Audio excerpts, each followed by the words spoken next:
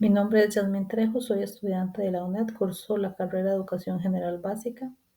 El presente trabajo es de la asignatura de Español 2 para primer y segundo ciclos. El tema a tratar es la historia de la literatura infantil costarricense. La historia de la literatura infantil de Costa Rica está dividida en 3 etapas. La primera etapa está formada por los antecedentes de sus inicios y data de 1830 a 1920.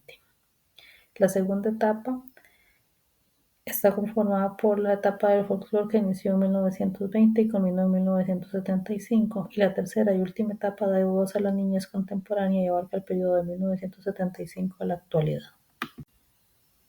En 1830 se publica en Costa Rica la obra didáctica Breves lecciones de aritmética. Ese es el inicio de la literatura del país, escrito por José Rafael Francisco Osejo.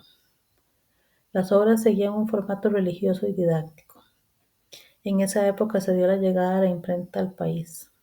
Se fundó la Casa de Enseñanza de Santo Tomás, convirtiéndose luego en la primera universidad de Costa Rica. Otros aspectos que caracterizan esta primera etapa es que las familias pertenecientes a la oligarquía cafetalera envían a sus hijos a estudiar a Europa. Se destaca la influencia europea en las construcciones, por lo que el país cuenta con textos arquitectónicos que responden a la ideología de civilización inculcada por los estudiantes que regresaban de estudiar en Europa. Entre estos textos arquitectónicos se pueden mencionar el Teatro Nacional, el Templo de la Música y el Edificio Metálico. Esta primera etapa cuenta con muchas obras relevantes. Para mencionar algunas se puede hablar de Como un baño en la presa de Manuel González Celedón, La Edad de Oro de José Martí, San Celerín de Carmen Lira y El mundo de los niños de Alberto Masferrer y Anastasio Alfaro.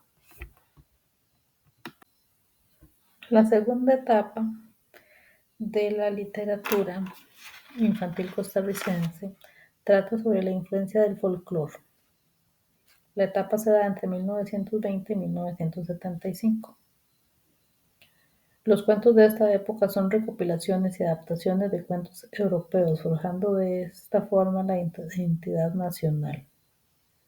Existía comunicación con escritores y poetas de España y de América, por lo que Gabriela Mistral visitó Costa Rica en 1931, dio conferencias en el Colegio Superior de Señoritas el Liceo de Costa Rica y el Teatro Nacional, además de plantar un árbol en el Templo Católico de Guadalupe. Carlos Luis Sáenz es el mayor productor de literatura infantil del siglo XX.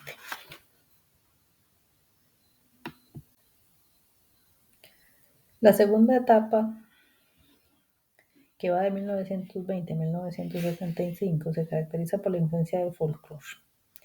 Dentro de las obras más relevantes de esta etapa se puede mencionar La Mulita Mayor de Carlos Luis Sáenz, Los cuentos de mi tía Panchita de Carmen Lira, Los cuentos viejos de María Leal de Noguera y Cocorí de Joaquín Gutiérrez. Cabe mencionar que Los cuentos de mi tía Panchita y Cuentos viejos de María Leal son las adaptaciones que se hicieron de cuentos europeos o de Los Mil y Una Noches. La tercera etapa, conocida como La voz de la niñez contemporánea, de 1975 a la actualidad, se caracteriza porque en 1975 se inicia a dar el premio Carmen Lira, rejuveneciendo la literatura de Costa Rica e incentivando a los escritores que desean ser galardonados. El primer premio fue ganado por Lara Ríos. Recalcar que se encuentra activa en la actualidad. Es una escritora que lo hace desde la perspectiva de la niñez. Se cuenta con Vicky Ramos, ilustradora, fue la primera en ilustrar a color en Costa Rica. Y Roda Angulo ilustró recientemente los cuentos de mi tía Panchita propiamente en el año 2015.